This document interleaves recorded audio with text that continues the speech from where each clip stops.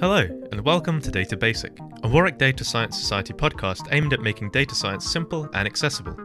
I'm your Quibus Smith, and today we'll be talking about the issues arising from algorithmic decision making, as well as how creativity from machines can sometimes shock even the experts. Our first guest today is Jonathan Cave, whose storied career includes positions at the RAND Corporation, which is a global non-profit think tank, the Bank of England, and currently the University of Warwick, where he's a professor in the economics department. So, without further ado, let's talk about algorithms. I'd like to discuss the question of algorithms because it seems you can hardly open a newspaper or turn on a news broadcast without hearing algorithms either hailed as the savior of mankind in a variety of contexts or having all the evils of the world attributed to them. And I suppose in part it's because they combine those two aspects of a deity, which is they are effective, they can be blamed or attributed to things that happen in the world, and incomprehensibility. That we don't really understand what they do, and so we can love and fear them in equal measure. I think recently this feeling has tended more towards the negative end, in part driven by a number of high-profile events in which algorithms have been in the frame, so to speak. And among those are, well, dating back about 10 years or so, sudden and inexplicable movements in financial markets, in particular the May 2010 flash crash, in which many billions of dollars were wiped off the value of the U.S. exchanges within a matter of some 2 minutes or so. And although they came back in about 29 minutes, nobody ever quite worked out why this had happened. And the fact that people thought that this large movement must have had a cause led them to point the finger at algorithms that were used to sample prices by putting quotes on the market. And they put lots of quotes on the market, which moved the market. And that created a feedback loop as people traded to try to investigate why the market was moving. And in particular, because the huge volume of trades that were being generated by this algorithm slowed down the propagation of information through the electronic networks around the financial markets, which meant that people were actually trading on the basis of stale information, looking for price differentials that no longer existed, but in the process they were magnifying those price differentials. So the flash crash was one example to which there were equally algorithmic responses. And just to close that little story off, one consequence of this were the so-called circuit breaker rules, which monitored price movements in major exchanges. And when a price moved too far and too fast, it would suspend trading, at least for an initial period of time, and then resume trading to see whether the trades continued in that direction. And if the crash was still continuing, it would suspend trading for a longer period of time. That, for reasons that we may come on to talk about, this actually made the problem worse rather than better, but it was using algorithms to monitor and police problems that were seen to have arisen from algorithms. Another example that will be most people who have any connection with universities seeing this will be keenly aware of was the use of algorithms to impute grades to people who, for reasons of COVID, were unable to take their exams this year. And again, the operation of the algorithms meant that many people were being awarded virtual grades that were nowhere near close to the grades that they had expected or had hoped to achieve on the A-levels had they actually sat them, which meant that their university offers, they didn't qualify for them. And so that system had to be scrapped because they rolled out the decisions of the algorithm without having thoroughly reviewed them and considered what it might mean, not just when you did the computation, but when you then acted on the computation that you'd done. Other examples include aircraft control. There have recently been a number of crashes of a particular variety of aircraft that were caused by a feedback loop in the operation of the automatic navigation systems in the cockpits of these planes, which caused them, when they went into a dive, effectively to magnify that dive and go straight into the ground. Another example comes with the use of algorithms to decide what should be done with people arrested or convicted of crimes, particularly in the United States, where automated systems were used to determine who got probation, who was let out on parole pending trial, and even in some cases, who should be convicted. And the problem there arose because the data that were used to train these algorithms were data that reflected existing prejudices, particularly racial prejudices, in the American judicial system. And so the algorithm simply scaled up that prejudice rather than correcting it. And that caused a pushback when people thought that automated decisions were doing things that a normal ethical human being would not do.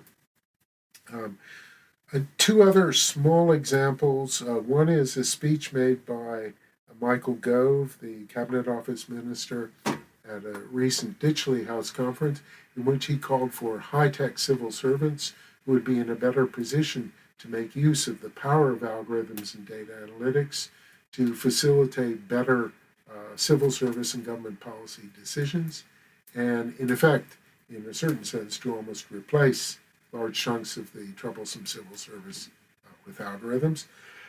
And of course, the fact that credit decisions, which are very important in times of housing bubbles, but also economic upheavals, are typically made by algorithms, so much so that 60% of the mortgage applications in the UK have no human intervention at all in the decision-making process. It's simply a scoring system which is based on past credit histories and other characteristics of the individual, so that if, for example, I had applied for a mortgage, the decision as to whether I got a mortgage would be made based not on things that were specific to me, but rather on the behavior of people regarded by an algorithm as being similar to me. And that raises questions of fairness, but also of economic efficiency. Now, so those are the kinds of incidents that provoke press attention, get ministerial attention, and even excite academics to consider aspects of these machine learning and automated decision processes that they might not otherwise have thought about. Among the problems that arise are, bad decisions. Making decisions, for example, that are self-negating, where the very fact that you're using an algorithm which goes on past information to make a choice means that that choice is systematically worse than it was before. Also, if you have an algorithm that's operating without human intervention, it becomes supremely manipulable. So to give an example from financial trading, the fastest algorithms are algorithms that don't use complicated asset pricing models, but instead tend to use moving averages, simply because you can make a machine to identify trading opportunities and even place trades using past historical price data by running moving averages. And you can do that by designing a chip that only makes moving averages. And because the computation is being done in hardware, it's much faster than one that would be being done in software.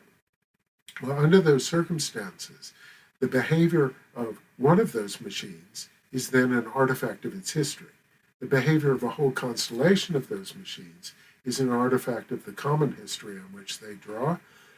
So once you have that form of automated decision-making, which is a very simple form of algorithm, it's a relatively simple matter to place a series of trades which create an artificial common history designed to poise all of these algorithms, to put them all in a position where with a few significant triggering trades, you can get them all to make changes that go in the same direction at the same instant of time.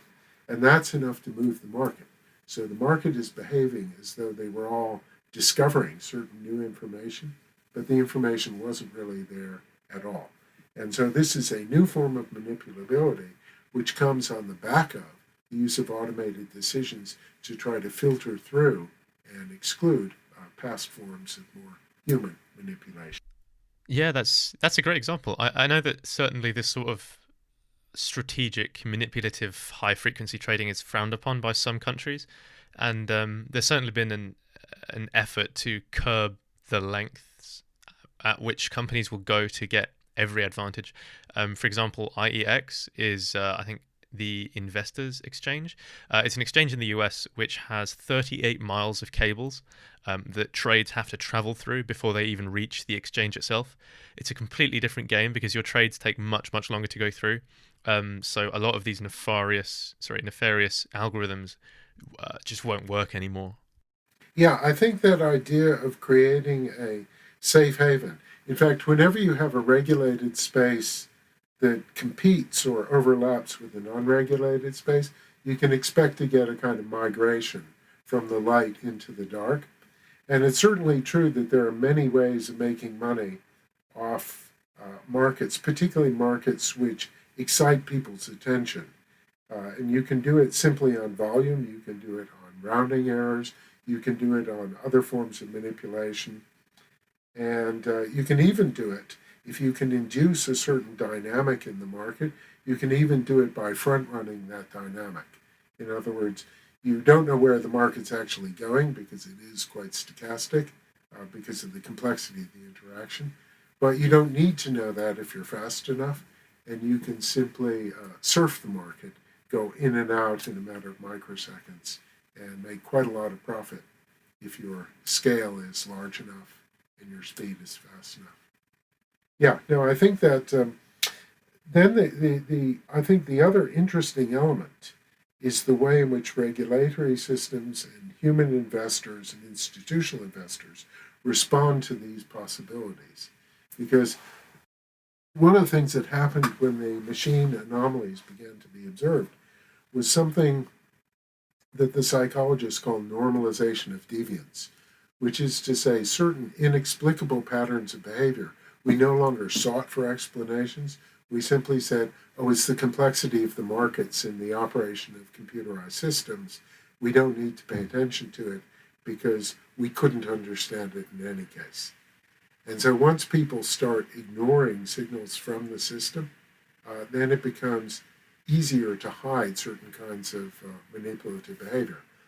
But I guess the other thing that's worth mentioning is banning algorithms that particularly, let's say, do bad things may not be totally effective, if only because the bad things may not happen as a visible or direct result of the programming of the algorithm, but may come about because of the way the algorithms interact. And so another example of this is what might be considered algorithmic collusion. So just to briefly dwell on that, suppose that you and I were selling tickets for an event in the future. And in the normal course of the market, some people would buy early, some people would buy late, and the way in which we price the tickets over time will reflect the evolution, or what we think the evolution of demand is going to be. So we may need, for example, if it was an airline trip, we may need to have a certain number of passengers in order to make the trip worthwhile. And so we might price in a way that ensures that we have at least that level of passengers. As we get closer and closer to the date of travel, we may be inclined either to raise the price, in other words, to milk the people who have to fly at the last moment, or to lower the price in order to make sure that we fill up the load factor. The key point is that the optimal price for me to set, if I'm selling tickets to compete with a route that you're offering or an event that you're offering, will depend on the prices that you have set. And neither one of us know the real demand curve or the extent to which our past sales have removed certain levels of willingness to pay from that demand curve. So it's quite understandable that we would have algorithms that would try to learn from past behavior what the current optimal price should be. So an example of that would be a simple reinforcement learning algorithm where you have a model of what the demand curve and the rivals pricing looks like. And you have certain periods of exploitation when you price optimally with respect to that, and certain periods of exploration when you vary your price in order to explore other parts of the demand curve or see how the rival will respond. And the interesting element, from the point of view of the human response to these anomalies is, or the response to these anomalies, is that two such algorithms interacting in the market may well wind up charging super competitive prices. And the reason I say that's interesting is that from the regulatory point of view, charging such prices, if both of us agree to charge prices that are too high, close to the monopoly price or collusive price, if we communicate with each other and if we have an intention to manipulate price, then we can be done for predatory behavior or price-fixing behavior. But suppose it were the case that we had algorithms and the algorithms wound up through their interaction with each other, settling on or converging to prices that were too high. There's been no communication except the public communication of past prices that we've set. There's certainly no intention to fix prices. In fact, it may be that that algorithm wasn't constructed by the people who sell the products that are involved. You could imagine, for example, that on a given platform, there are several pricing apps that you could select from, and that what you would do, what you and I would do as merchants in the downstream market, is to choose the app whose use generates the highest profits for us. Because we don't know whether the profits are too high. We just know that this app pays more than this app, which means that in the layer at which the apps compete with each other, apps that are compatible in the sense that one instance of the app facing another instance of the app in a market will charge super competitive or unduly profitable prices, will offer higher profits to the people who use it than another. So in a certain sense, the selection of this collusive behavior is simply competition among these pricing apps. So at no point did anybody mean to collude. At no point did anybody communicate to anyone else what the price should be. Nonetheless, collusion and the deadweight loss that goes with it just sort of happen. So there is a real issue here about whether the kinds of responsibility we're used to associating with human beings when we regulate them apply to machines, or whether it is in fact even possible to determine whether an app is good or bad, or whether its goodness or badness has anything to do with some intrinsic characteristic of the app, or something more complex in the environment in which they operate. Now, other problems that can arise from these are things like privacy infringement. So, for example, we have in Europe, and we're still in Europe for another 6 weeks or so, we have quite strong privacy laws. And although they don't really protect our privacy, what they protect is our data. They're more like data protection than privacy. Nonetheless, the idea is that individuals should be exempt from being targeted to directly, from being identified to personally, or even from being subject to automated decision-making if they don't wish to be. Or if they are subject to automated decision-making, they should be entitled to an explanation of what the decision was that was made about them. Now, suppose it were the case that I had opted out of being identified, and so you couldn't use my personal information. But one of the key uses of targeting algorithms and profiling algorithms is not to identify me, but to identify people like me. So instead of having a notion of privacy which is entirely predicated in the individual, we have instead concepts of differential privacy, in which the question becomes not have you identified me, but how many people can I be distinguished from? And if that number is very small, then you've approximately identified me, and you can make approximately the profits that you would be able to make if you identified me. Now, sometimes, of course, it's good for me. Sometimes it's bad for me. I should have the say about that. But it may be very difficult for me to be given that sort of say. Another kind of problem, so that's a sort of concrete or legal problem. There are other problems that are slightly more abstract in nature, and I mentioned already in relation to probations in prison the problem of bias. The operation of algorithms on empirically collected data may lead to decisions that are biased in the sense that you get different decisions in two different circumstances when nothing between the two circumstances should be material to that decision.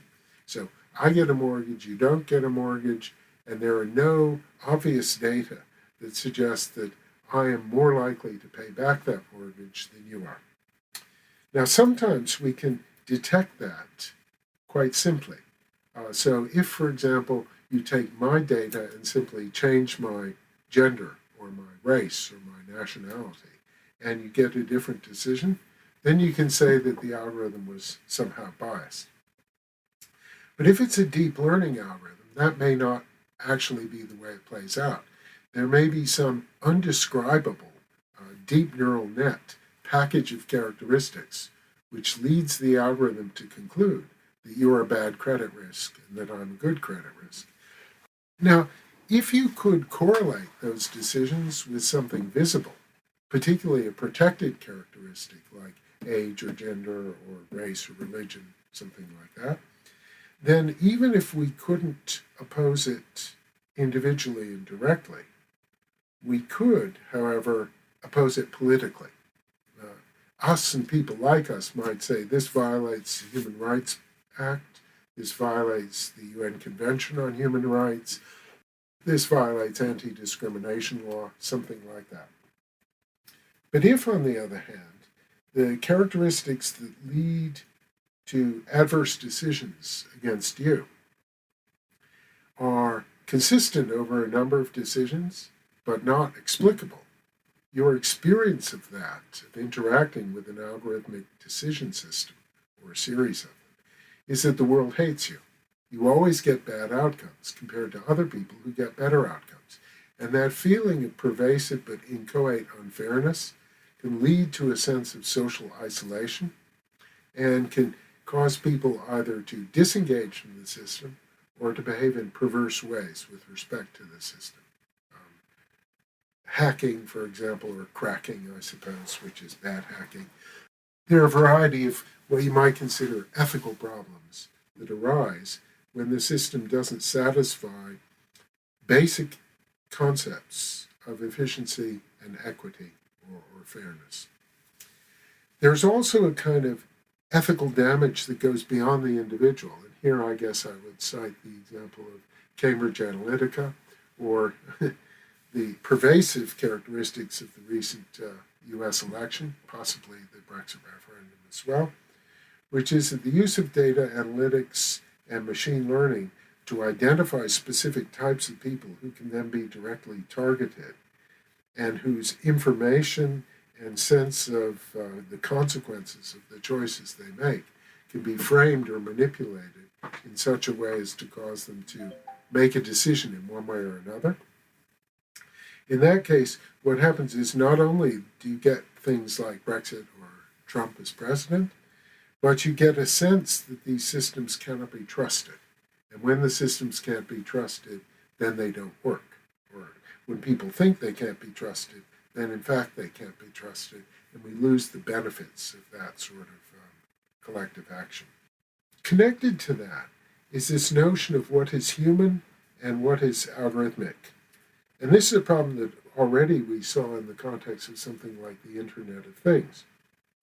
That if I have, for example, a self-driving car, and the self-driving car runs somebody over and kills them, who is responsible for that? This is already a practical problem when they began to introduce these things in the UK, because they needed to determine in law what the status of a self-driving vehicle was. And the insurance companies needed to know whether they could price the risks associated with them and insure against them. And the problem was that the decisions that were being made, it wasn't clear where the decisions were being taken. So the car was taking in certain data and making a decision. Some of its decision was driven by the sensors around it at that particular moment. So in Tempe, Arizona, when the car ran into a white van because it couldn't tell the difference between the van and the fog, it had seen that sort of white thing looming up in front of it, and that, in approximate sense, triggered its decision. But hidden behind that was the training of the algorithms that tried to determine what is a person about to step into a road, what is another car, what is a stop sign, and so on and so forth. So to a certain extent, there was a lot of information behind the decision that wasn't there at that time. And the way the law works is that you have to hold somebody responsible. And you hold them responsible not just because you can, but because it's useful to do so. So in this case, what we had was that some of the data, a lot of the data, many of the critical data, were held by the manufacturer of the system, sitting back in Cupertino and somewhere in the United States. And we have this vehicle driving down the streets of Coventry. The driver doesn't understand what the vehicle is doing and is not in control of it. Even if the driver is alerted to an impending crash and takes control, the fact that they've suddenly been parachuted, as it were, into the driver's seat means that they're not fully aware of the situation, and their mental clock is not attuned to the pace of events. The insurance companies don't know either. They don't know what the driver did, and they don't know what the vehicle does. So it's not clear where we could reasonably place liability. The vehicle manufacturer doesn't know how the car is going to be used or where it's being used. The driver isn't in control, and the insurance company has neither of those characteristics. So this inability to hold somebody, some normative agent, if you like, responsible for what happens is a problem when you have an algorithm which is in a certain sense autonomous, in the sense that it's not control, but is not responsible. So either for the purpose of accountability or for the purpose of responsibility, that combination of human and algorithms causes a particular issue. And then, as I mentioned, with algorithmic collusion, some of our other institutions, such as markets, may malfunction when you get algorithms running them or interacting with each other, or when you get humans interacting with algorithms. Joining me now is Yannick Kresnovska, our Society's very own research officer, who's currently a biostatistician at Parexel. Now, Go is believed to be the oldest board game in existence after its invention in China over 2,500 years ago. The game is highly strategic and involves placing stones on a grid to capture enemy territory and the enemy's stones. So today our topic is AlphaGo and the time where it shocked the world. So Yannick, tell me a little bit more about AlphaGo and its history leading up to this special match. So AlphaGo is a program developed by DeepMind, which was a company later acquired by Google, and it was the first program to beat a professional Go player, and that happened in 2015 when it beat the European champion. And then it was also the first program to win with a world champion in Go, and that will happen in 2016, and that's what we're also going to mention later. And also, from a technical perspective, AlphaGo is a very complex neural network, so it uses first a neural network to see which moves would be the best, the most reasonable, and then it uses a Monte Carlo tree search to calculate the probabilities of winning for each of those very reasonable moves. And it's also often compared to, AlphaGo is often compared to chess and the victory of Deep Blue in 1997 against Garry Kasparov, where, that was the first time that a computer program also won with a professional world champion chess player. But this very interesting thing about AlphaGo is that it learned itself how to play Go. It was never programmed by expert Go players. It just started with learning a lot of human games, learning how to simulate that, and then played a lot of matches against itself, and that's how it got good at playing Go. So you mentioned that AlphaGo is actually the first program to ever beat a world champion at Go, and this was actually in 2016 against 18-time world champion Lee Sedol. And as I understand, there was something special about Game 2. Could you go into more detail about that? So the amazing thing about the second match was that it proved to everyone that AI can be creative, because with move 37, it really shocked everyone. That wasn't a way that any professional Go player would play. So there is something amazing about that Go is a very ancient game. We've been playing Go for thousands of years, and still when we have a program that wins with the best Go players in the world and behaves in a very unusual way, so that just shows us that there are just so many new strategies that are still to explore with Go, because Go is a really complex game and definitely haven't learned all about that. So with Move 37, AlphaGo played really close to white stones, so it was still the beginning of the game, because it's quite a long game. So it played much closer than everyone would have expected to white stones, and it was such a unique move that it made Lee Sedol think about that for 12 minutes, and also because of such unusual moves, where Lee Sedol didn't know how to react. It put a lot of time pressure on its opponent in the end. So also that's part of the reason why AlphaGo won this round, because of its very uncommon moves and how that just really confused its opponent. So on a positive note, that even though a computer program can beat the best Go players in the world, we still can learn so much from it, and so many new patterns that we never got the chance to explore in this game. Another question that might arise is, why is there this sudden attention on algorithms, aside from the fact that we're all working from home and have nothing better to think about? One part of it is that we have these major events, like the US elections, for example, that have captured, well, they've certainly, as you can tell from my accent, they've captured my attention. But they do raise these general questions, and the House of Lords has been conducting quite extensive investigations into disinformation, misinformation, and malinformation. The difference being, misinformation is information that is false, but you don't know it's false. Sorry, that's misinformation, yes. Disinformation is information which is false and is being fed to you to create or sustain a misleading narrative and manipulate your behavior. And malinformation is information which is selectively fed to you, either in terms of content or in terms of when it's fed to you, in order to produce a certain result, just like disinformation, the exception being that it's true. So, for example, if you think about my rights under data protection to insist that what the bank knows about me is accurate, it's all very well to say that all the data the bank holds on me is accurate, but if you take a selective sample of those data, or a processing artifact of those data, a decision made, for example, as to whether I should be offered a given investment or not, you can come up with a substantially misleading conclusion, because the data is not a complete set of data. Each bit of it is accurate, but the set of bits that we have available gives an inaccurate impression.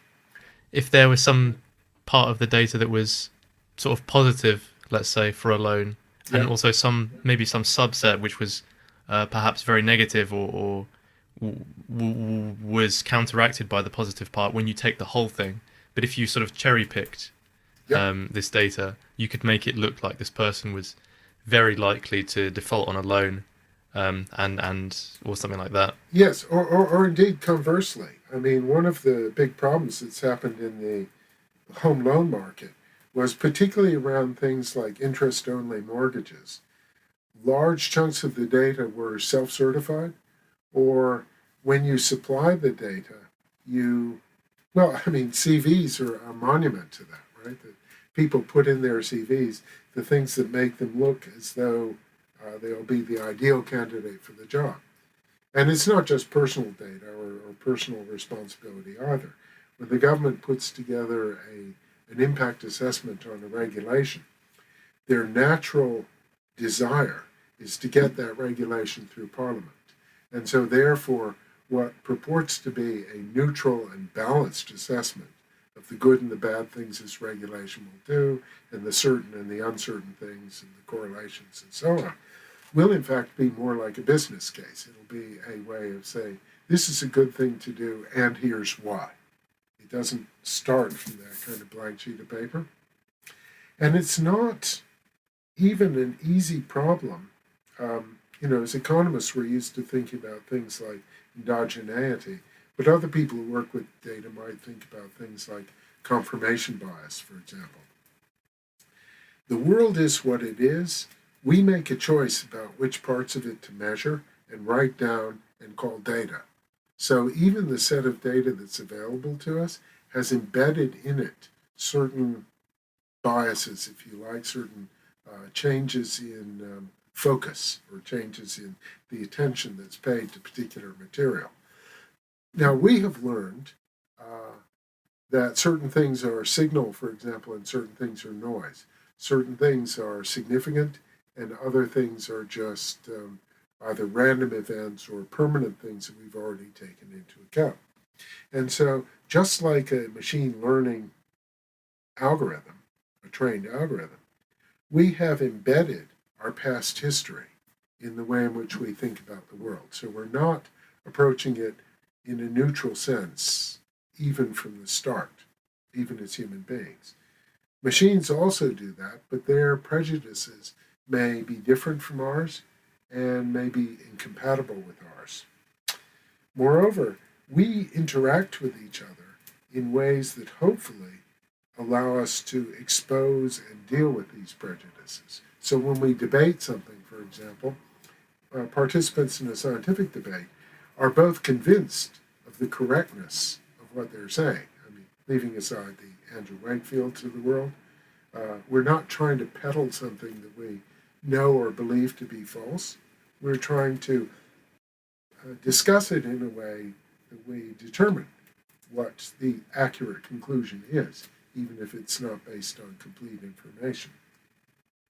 And so that neutrality consists, in some cases, not of each one of us being completely neutral and perfectly informed, but on us being collectively across enough of the evidence to come to a balanced point of view, and endowed with a mode of interaction that gives us each standing to express what we know and to take seriously the things that others express to us. So the best kinds of institutions are institutions that don't force everyone to know the same thing, but mean that collectively we're sort of smarter, more balanced than we are individually. Now that's, I think, of particular relevance because of another question that sits behind all of this, which is the relation between algorithmic decision and human decision making. And one of the things that I found really quite interesting was there are certain tasks that algorithms are particularly good at. And these are tasks which are repetitive and boring. And it's not that human beings can't do these tasks. It is that the boring aspect of them, algorithms, in a certain sense, don't get bored. They may get locked into things, but they don't get bored and make mistakes simply because they've done it 20 times before. So one application of this comes when a cytopathologist looks at a smear or a set of cells that may or may not be cancerous. And they've got to identify whether or not it's cancerous and what kind of cancer it is. Now, some kinds of cancers are quite obvious, and it's easy to codify what the images of those cells look like, or to write a program that would discriminate between a pattern which, to form a reasonable posterior estimate of the probability that it is this kind of cancer or that kind of cancer. And if we put those programs together, they are approximately 90 to 91% accurate. If you use a trained cytopathologist, you'll again get something in the sort of 89 to 90% accuracy range. But if you use the program first to screen out all the ones that it can easily and unambiguously classify, and then pass the interesting cases onto the cytopathologist, you get a marked increase in efficacy to 98, 99% on known cancer types. So different variants of a particular squamous cell cancer or something like that, can be picked up by a machine which trims out the routine stuff, and a human being who then gets to grapple with the continually interesting problem of determining what this thing is that the machine couldn't accurately classify. So in a certain sense, these prejudices, or this sort of holdover effect of past learning, works best if we combine different types of thinking, different types of processing of information, in this case, algorithmic and human. I suppose the purely human analog would be multi or interdisciplinary debate, where, in other words, we don't leave a regulatory decision solely up to the politicians, solely up to the lawyers, or even solely up to the economists, although it's probably best if you're choosing one. But having this kind of continuing interaction will give us something slightly better. The other thing I guess I'd say is that just as in the algorithmic collusion world, for example, a very simple model is one in which there is a constant demand curve that the firms don't know about and that they have to discover through throwing prices at it and seeing how much they sell. A more interesting version is one in which the prices that they throw at that demand curve actually shift the demand curve, in which, in other words, new things could happen. New preferences could be formed, or people who were buying something have bought it and decided either that they like it and they tell people, or that they don't like it and they never want to buy it again. In all of those cases, the demand curve shifts endogenously over time. And so suppose it were the case that by, for example, telling people about the infectiousness of coronavirus using things like this NHS app, Test and Trace app, the app has to decide when to alert people and whom to alert and whom to trace and when to trace. But the provision of that information will inevitably change people's behavior in either a good direction, a safe direction, or an unsafe direction if they decide that they're not at risk and they suffer some kind of moral hazard, or they decide that they're doomed anyway and they may as well not suffer on the way to the grave. So in those cases, what we're seeing is actually qualitatively new types of behavior coming out as a result of using information about pre-existing types of behavior. A concrete example of this happened some years ago with the foot and mouth epidemic. There had been, many years ago, about 20 years ago, a big foot and mouth epidemic which inflicted a lot of economic harm on farmers and caused animals to be slaughtered. And the information from that was fed into models of how the epidemic would evolve over time and at what point what kinds of control should be put in place. That's fine. That was a learning, an effective learning, and it built a very good model of the epidemiology of the time. When the disease recurred, right about the time of the millennium, shortly before, the world had changed in several ways. One of the ways in which it had changed was that markets had become much more concentrated. There were a few big abattoirs to which all the animals were sent, and the stocking density on farms was now so high that, unlike in the first instance, when a farmer had his herd and the herd was grazed and raised from birth through till milking or slaughter, depending on what they were intended for, on the same farm. Now there were so many animals on a given farm that they would graze out all the pasture within a short period of time and they need to be moved to other farms. Moreover, the market had become sensitive to things like foot and mouth disease. So what happened was that when the first cases began to be reported, two things happened. The first thing that happened was that farmers immediately thought, I've got a window of opportunity within which I can sell my stock. And so they watched the price, and you could actually look at the movement of animals as a function of changes in price to see how that information was changing the behavior of the farmers. That in turn changed the contact patterns of the animals. And as it did, the epidemic accelerated. As the epidemic accelerated, the price began to collapse. Now, at the same time, in order to get the data needed to feed these models of how the algorithm or how the epidemic was developing, they needed to get accurate information about the levels of infection on farms. So they wanted farmers to allow vets onto the farms to test the animals involved. But if I allow a vet onto my farm and he finds the disease on my farm, then all my animals are slaughtered and all that value is lost. If, on the other hand, it's just possible that my animals might have the infection, and there's nothing to distinguish my animals from yours, in that case, I can still sell my animals on. So in other words, I'm taking a concrete financial risk and also a personal risk because I sort of have invested in my herd and it's got a genetic heritage that's quite particular.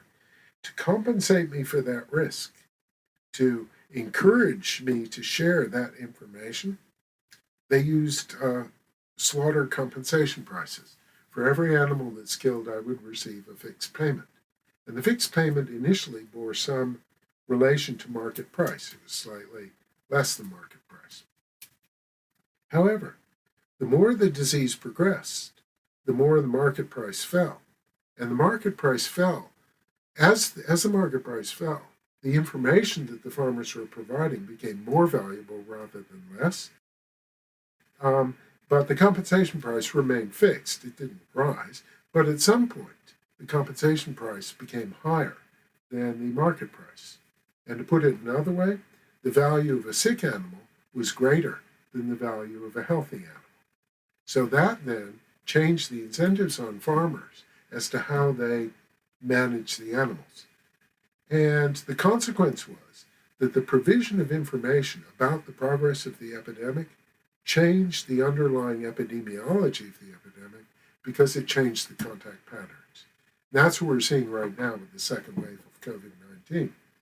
That because we put a certain interpretation on the data from the first wave and the easing of the first wave, we then changed the way in which we informed people, changed the way in which we tested people, and that changed people's behavior, and that led inexorably to the second wave that we're finding ourselves in. So it's the complexity of that interaction between the human and the automated processing of data that I think is one of the things we need particularly to pay attention to. Let's see, what else did I specifically want to say? Well, I guess there are other kind of cautionary lessons that if we think about things like high-speed financial trading or the operation of the avionics of an airplane, there are certain things where the complexity of the decision is so high and the speed at which reactions must be taken is so great that there really is no alternative to the operation of algorithms.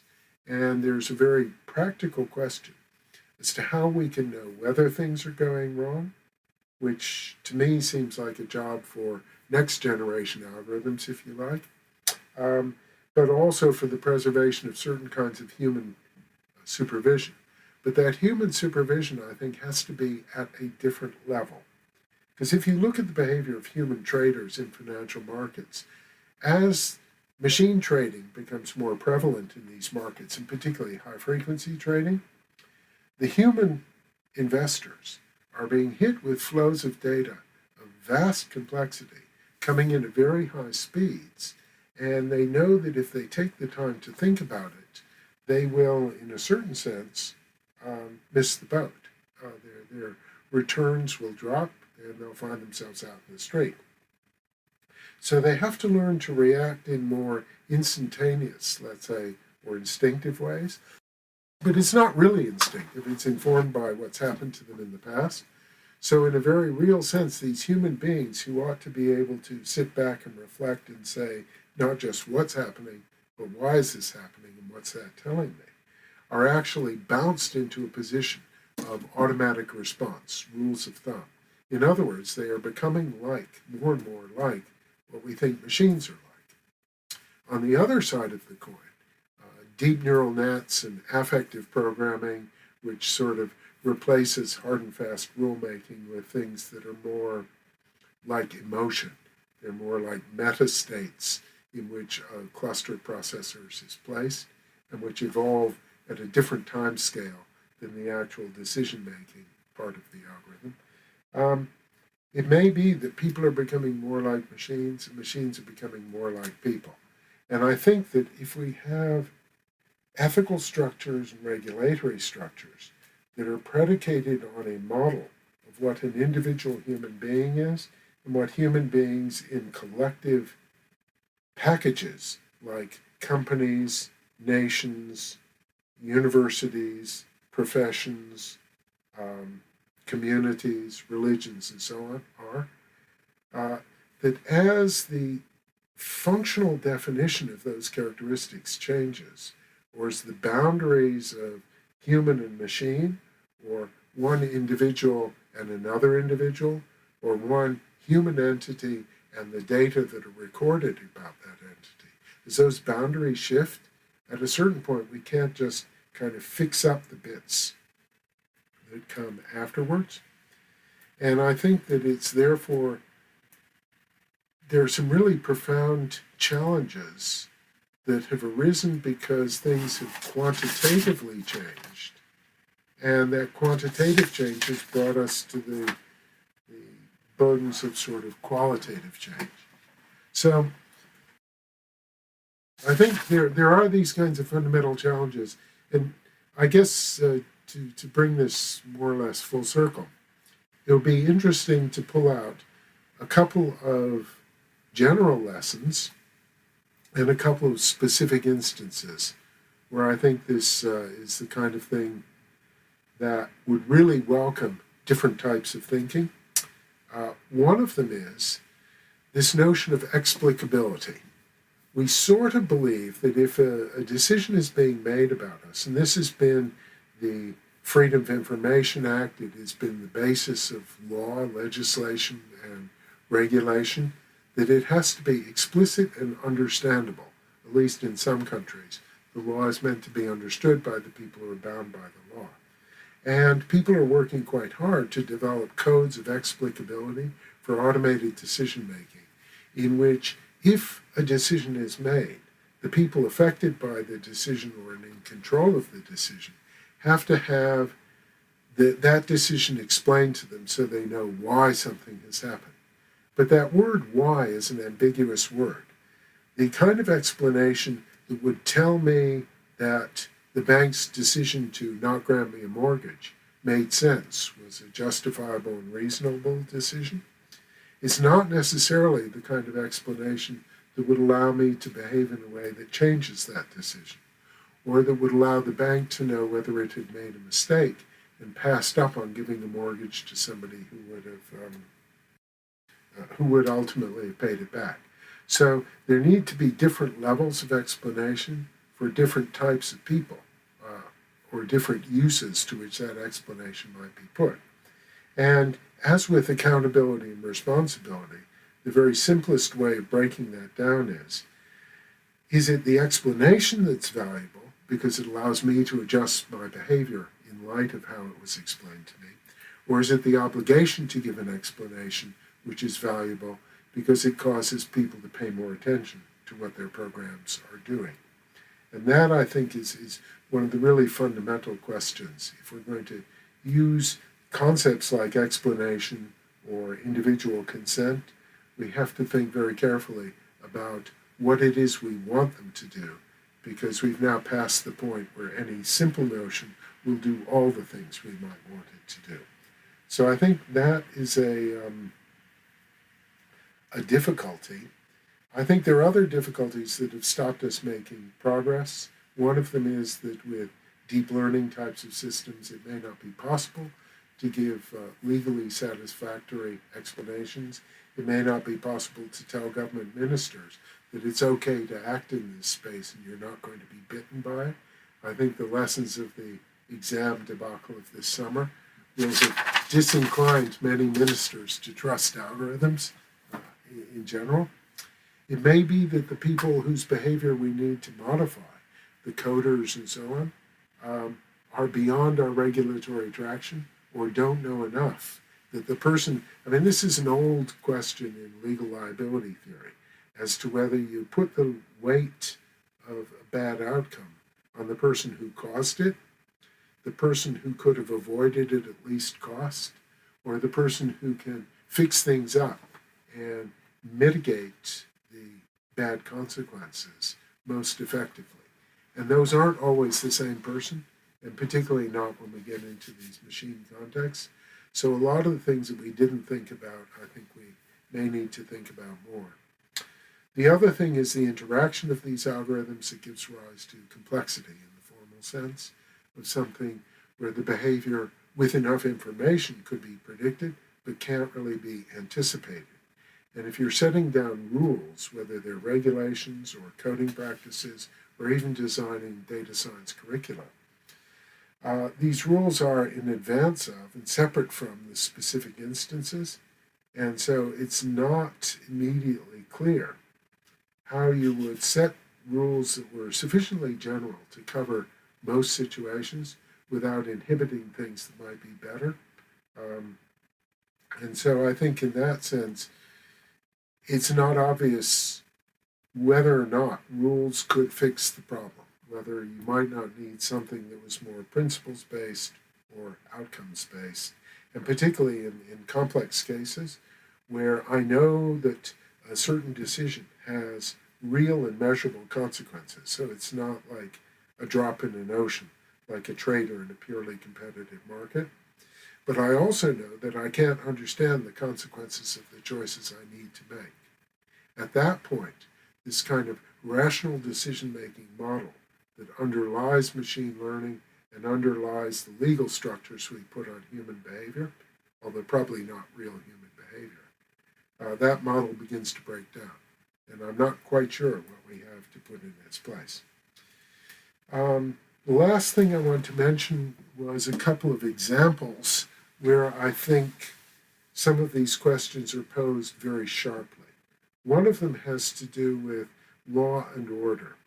And increasingly, police forces are using machine learning and algorithmic mechanisms to deal with some of the evolving problems of policing. And when I say the evolving problems, what I mean is that the mission of the police is changing over time as societies change over time. There are certain very reductive versions of it in which the police merely exist to detect crime and catch the perpetrators and hand them over to the justice system. But in fact, in many cases, protecting society is a very different thing than protecting individual criminals. So we know that with property crime, for example, there's a Pareto distribution. There are a few highly prolific criminals who commit the great bulk of the crime. But if you catch those, there will be new highly prolific criminals who commit the great bulk of the crime. So it's not obvious that you could give a better feeling of security or safety by catching these highly prolific criminals. And it may be that the fear of crime is much more harmful than the actual crime itself, certainly in terms of the loss of social trust, the loss of property values, and things like that. So there is a real desire to use all the means at our disposal to protect that sense of civility that the law should simply be there to assure. And two examples of this. One is a little experiment that was done up in Manchester. They noticed through simply looking at unstructured data that when Man City was playing at home and was predicted to win a game and lost a game, that on that day there would be a spike in domestic violence incidents. And they sort of thought this might have something to do with the fact that people were coming home from the game in a highly frustrated and disgruntled state of mind that they would then take out on family members.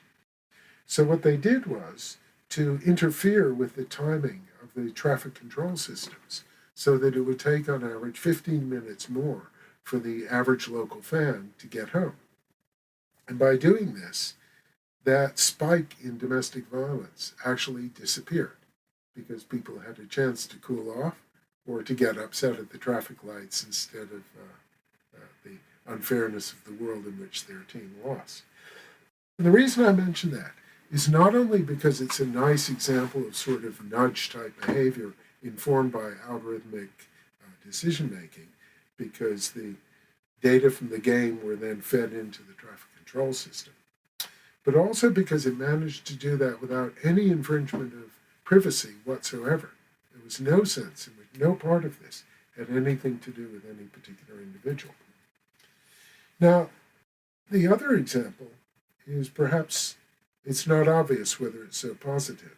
We know that repressive countries like China, for example, are making use of data to implement social scoring systems and implement subtle forms of control at an almost sub-legal level.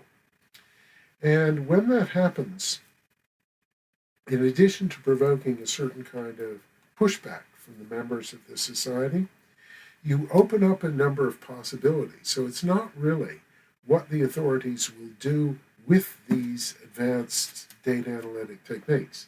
And some of them that we see over here, for example, are the use of cameras hooked up to real-time face identification programs, which are being used not just by the police, but also by security guards in large shopping precincts in London, or were back in the days when people actually went out shopping in London. And the difficulty there is that these highly automated systems open up new possibilities, which go beyond the design specifications of the original system. They're being repurposed, as it were. And when they're repurposed, the original justifications for using those systems are not revisited.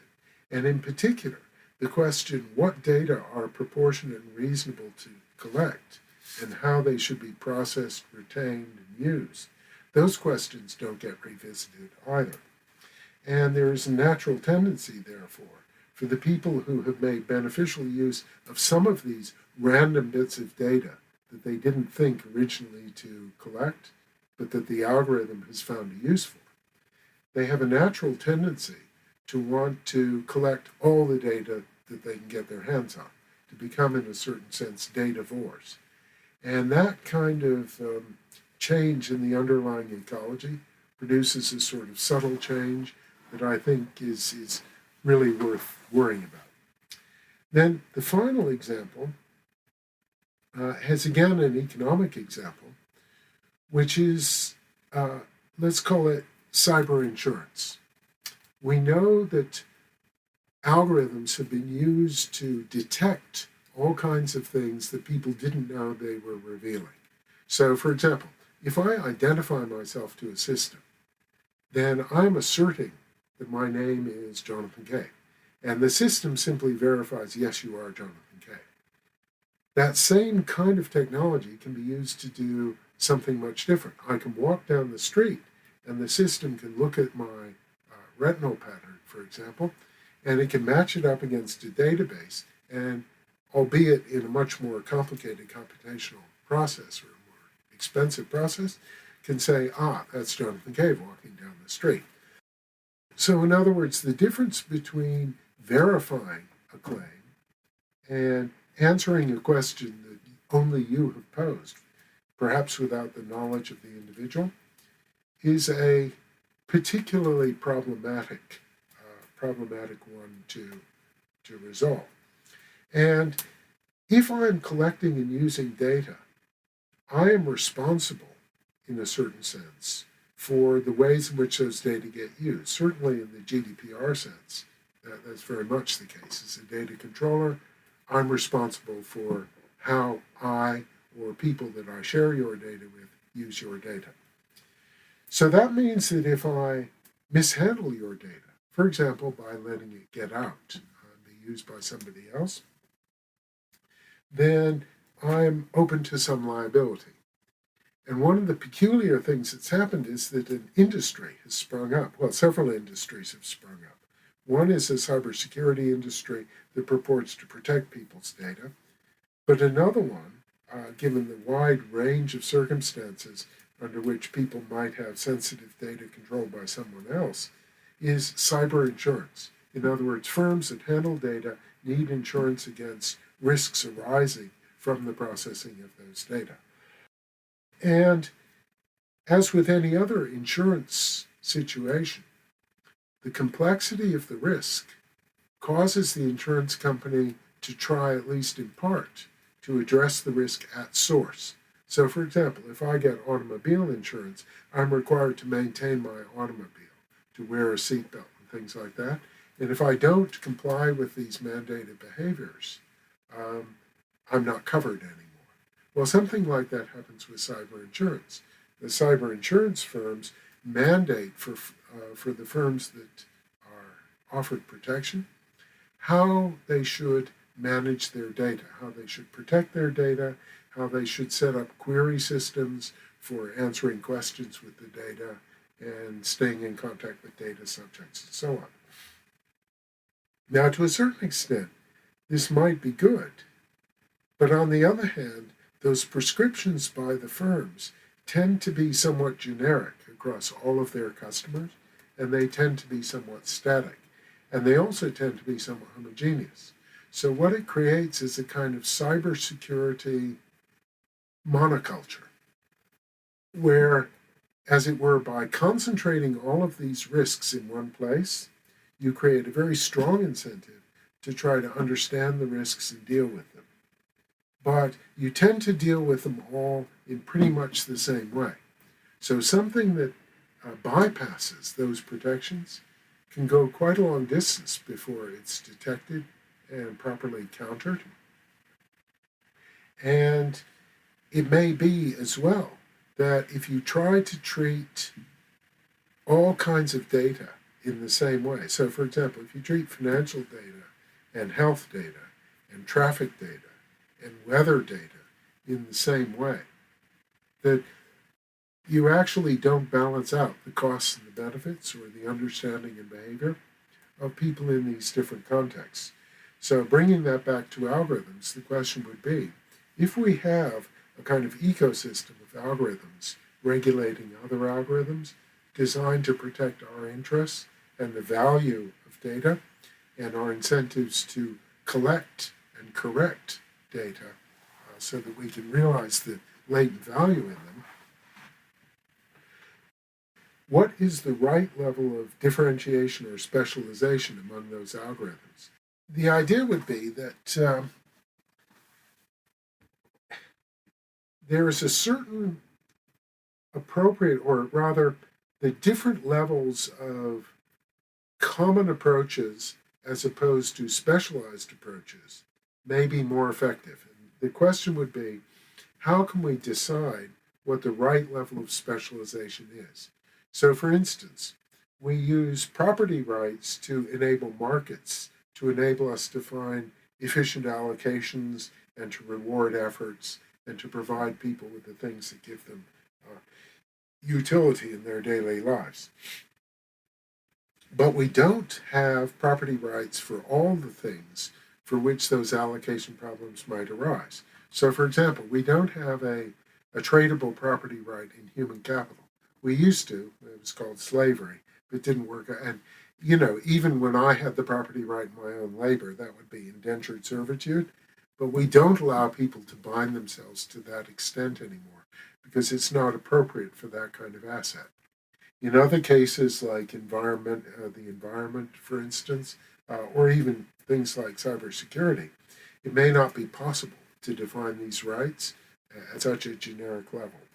So deciding how specific algorithms should be, whether there should be a limit on the kinds of computations that can be done, is, I think, another very difficult question, made more difficult perhaps by the operation of the solutions that we already have, like cyber insurance. Because if I believe I'm covered for a particular risk, I have less incentive to pay attention to that risk. And if that risk changes, and yet I've not made a claim to an insurance company. Or if my interaction with the insurance company is I make a claim and they pay it and just bump up everyone's premium. We, as a system, may never learn how differentiated these things should be. So either we use the same model for everything inappropriately, or we develop models that are so different that we miss the chance to make a comparison between one setting and another in order to detect new things that might emerge or to detect common threads that run all the way through this new data-based world that we're trying to create. Thank you very much to Dr. Jonathan Kay for joining us, and thank you for listening. In the next episode, we'll be joined by Dr. Jane Hutton, a storied medical statistician. Her research largely focuses on developing models to answer questions raised by healthcare colleagues and patients. For her work, she has received numerous awards, including the 2016 Suffrage Science Award. We'll stay close to the discussion of ethics, but this time about medical trials and statistical research, and the use of statistics to mislead and misinform. Make sure to join us. We'll see you next time.